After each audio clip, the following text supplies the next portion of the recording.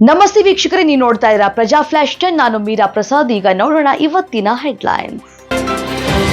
ಕೃಷಿ ಮಾರುಕಟ್ಟೆ ಉತ್ಪನ್ನಗಳ ಸಮಿತಿಗಳ ಡಿಜಿಟಲೀಕರಣವು ಪ್ರಗತಿಯಲ್ಲಿದ್ದು ಅತಿ ಶೀಘ್ರದಲ್ಲಿಯೇ ಮುಕ್ತಾಯವಾಗಲಿದೆ ಅಂತ ಹೇಳಿ ಕೃಷಿ ಮಾರುಕಟ್ಟೆ, ಜವಳಿ ಮತ್ತು ಸಕ್ಕರೆ ಇಲಾಖೆಯ ಸಚಿವ ಶಿವಾನಂದ ಪಾಟೀಲ್ ಹೇಳಿದ್ದಾರೆ.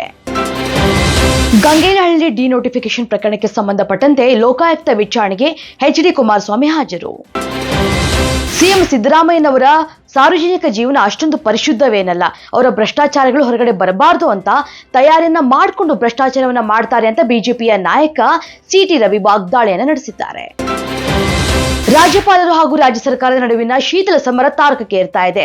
ರಾಜಭವನದ ಅಧಿಕಾರಿಗಳ ವಿರುದ್ಧ ತನಿಖೆ ಆಗಬೇಕು ಅಂತ ಹೇಳಿ ಡಿಜಿ, ಐಜಿಪಿ ಹಾಗೂ ಎಡಿಜಿಪಿಗೆ ಲೋಕಾಯುಕ್ತ ಎಸ್ಐಟಿ ಐಜಿಪಿ ಚಂದ್ರಶೇಖರ್ ಪತ್ರವನ್ನ ಬರೆದಿದ್ದಾರೆ.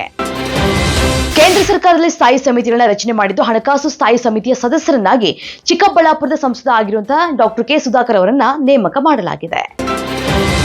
ಚುನಾವಣಾ ಬಾಂಡ್ಗಳ ಮೂಲಕ ಹಣ ಸುಲಿಗೆ ಮಾಡಿರುವಂತಹ ಆರೋಪದ ಮೇಲೆ ಕೇಂದ್ರ ಸಚಿವ ನಿರ್ಮಲಾ ಸೀತಾರಾಮನ್ ವಿರುದ್ಧ ಬೆಂಗಳೂರಿನಲ್ಲಿ ಜನಪ್ರತಿನಿಧಿಗಳ ನ್ಯಾಯಾಲಯವು ಎಫ್ಐಆರ್ ದಾಖಲು ಮಾಡೋದಕ್ಕೆ ಸೂಚನೆಯನ್ನ ನೀಡಿದೆ.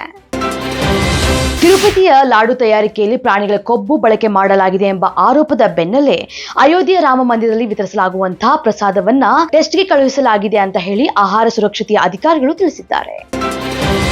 ಶತ್ರುಪಡೆಗೆ ಮತ್ತೆ ಆಘಾತ ನೀಡಿದ ಇಸ್ರೇಲ್, ಹಿಜ್ಬುಲ್ಲಾ ಕೇಂದ್ರ ಕಚೇರಿ ಮೇಲೆ ದಾಳಿ. ಈ ಸಂದರ್ಭದಲ್ಲಿ ಕ್ಷಿಪಣಿ ಘಟಕದ ಮುಖ್ಯಸ್ಥನ ಹತ್ಯೆ.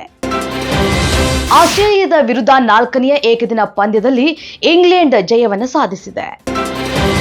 RRR ಸಿನಿಮಾದ ನಂತರ ಡೈರೆಕ್ಟರ್ ರಾಜಮೌಳಿ ಕೊಂಚ ಬಿಡುವಿನಲ್ಲಿದ್ದು ಅವರ ನೆಕ್ಸ್ಟ್ ಸಿನಿಮಾ ಶೂಟಿಂಗ್ ಇನ್ನು ಶುರು ಮಾಡಿಲ್ಲ.